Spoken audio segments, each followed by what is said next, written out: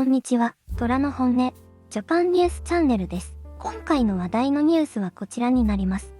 その前にぜひチャンネル登録と高評価、よろしくお願いいたします。本日の話題はこちらです。日本赤軍、元メンバー、再編はありえない。日本赤軍、重信房子元最高幹部が刑期を終え出所。1970年代に海外でテロを繰り返した日本赤軍の重信房子元最高幹部が今朝出所しました。かつて共に活動した元メンバーは、日本赤軍の再編はありえないと語りました。午前8時頃、東京、昭島市の医療刑務所を出て、支援者に迎え入れられたのは、日本赤軍の重信房子元最高幹部です。日本赤軍、重信房子元最高幹部、生きて出てきたなという感じが強くあります。人質を取るとか、自分たちの戦闘を第一にしたことによって、見ず知らずの婿の人に被害を与えたことがありました。古い時代とはいえ、この機会にお詫びします。日本赤軍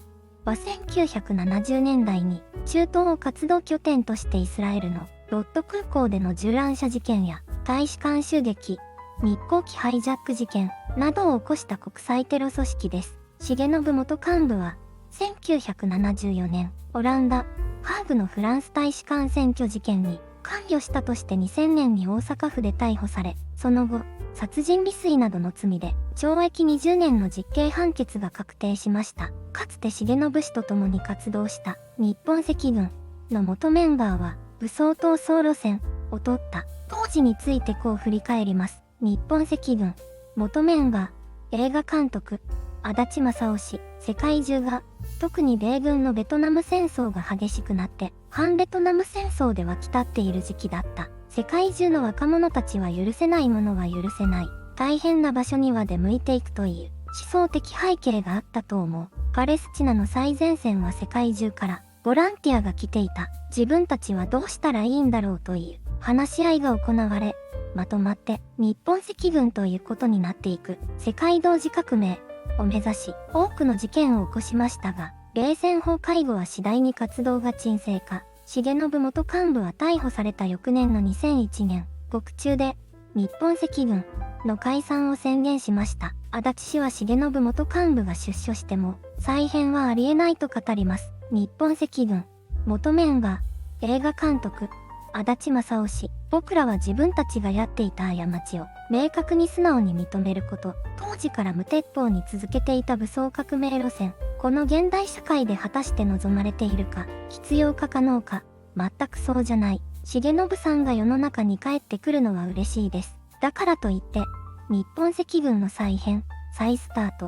はありえない。生き様の中で総括していかないといけないわけだから、日本赤軍の敗北の総括をしていくことが、彼女だけじゃない。僕にも問われていること。重信元幹部は、現在も逃走している日本赤軍のメンバー7人について、必要とされる上で生き抜いてほしいと願っています。とコメントしました。警察は7人を国際手配して行方を追っています。彼らから産無主義つまり無気力、無関心、無責任と呼ばれてました。しかし彼らの世代がやってきたことは、まさしく産無主義。なお何でも主義と名付けたがるのも、この世代の悪癖で、枠にはめて規定して、物事を深く考察もせずに単純化したがりますね。学生運動という熱病もしくは、流行に乗って大騒ぎをして、聞きかじりの革命理論を振りかざし、具体的なことを何も考えていないから失敗したのに、勝手に挫折してました。それを次の世代がしらけて見ていたのに、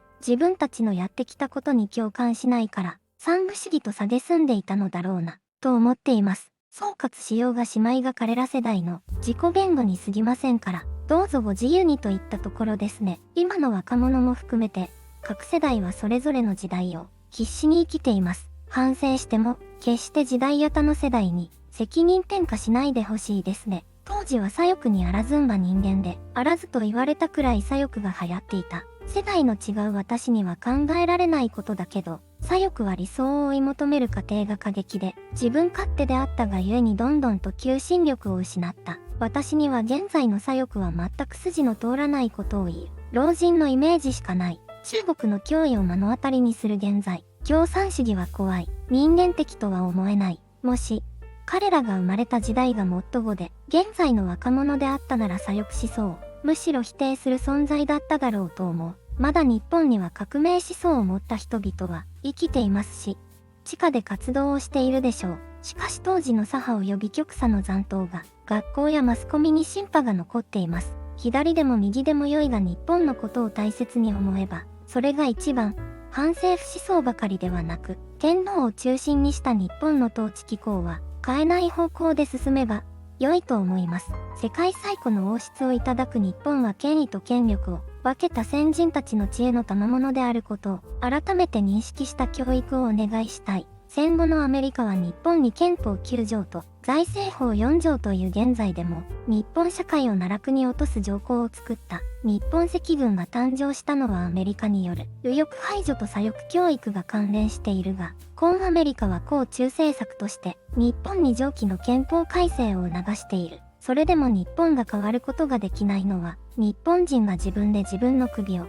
絞めているからにたならない。相変わらず左翼は核保有の議論すら避け、財務省は緊縮財政を続けている。こんなことを続けていたら、次に待っているのは中国による日本の民族浄化である。世界で共産主義を実現できた国は存在しないし、実行された例もなく、連合赤軍結成の理由の一つに至った共産主義思想は今後も達成されないでしょう。社会主義国はそう宣言した国が一応5カ国ありますが、実態は社会主義なのか共産主義に似ている。社会主義なのか非常に曖昧な状態かと、中国見てるとそう感じますし、社会主義と資本主義と共産主義の良いと小取りしたのが中国、あとの4カ国はどっちなのか、中途半端感が否めない気がしますし、路線が独裁国家、専制主義になってる国もありますね。北朝鮮、キューバ、ラオス、